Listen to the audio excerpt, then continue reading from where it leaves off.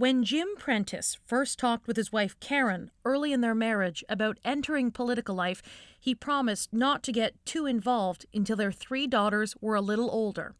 It was that devotion to his family that is being remembered by his distraught colleagues. To Karen and the girls, we're with you, we're praying for you, and we love you.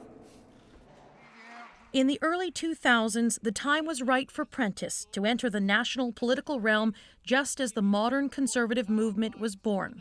A proud Albertan, Prentice was also a staunch progressive, making him a conservative contradiction at the time. If you're not inconsistent, my friend, you're certainly accident-prone. After a failed leadership bid, he used his beliefs to help unite the right when the PCs merged with Stephen Harper's Canadian Alliance.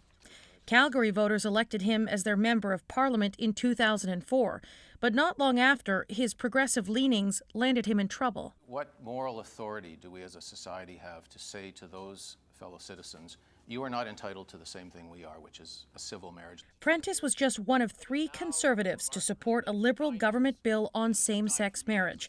James Moore stood alongside him. But it was a challenging position, certainly for him at the time in Alberta, more so than me. But he had a very clear mind about where his values were.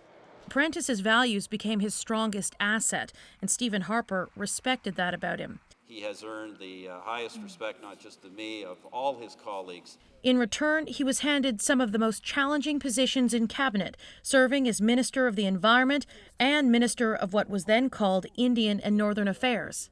Today, the former Prime Minister paid his early respects on Twitter, saying his legacy will live on through his loving family and decades of public service, a sentiment shared by the current Prime Minister. He was highly respected and well-liked in the House of Commons across all party lines because he brought an intelligent, honest, and straightforward approach to everything he did.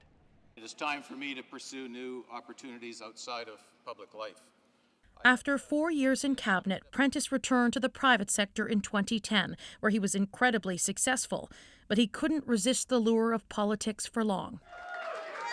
He became Premier of Alberta after winning the Progressive Conservative leadership race, but his hope of helping the province through the oil price crash didn't last long, losing badly in the general election to the NDP's Rachel Notley. He served our province in so many roles for so many years. He deeply loved Alberta.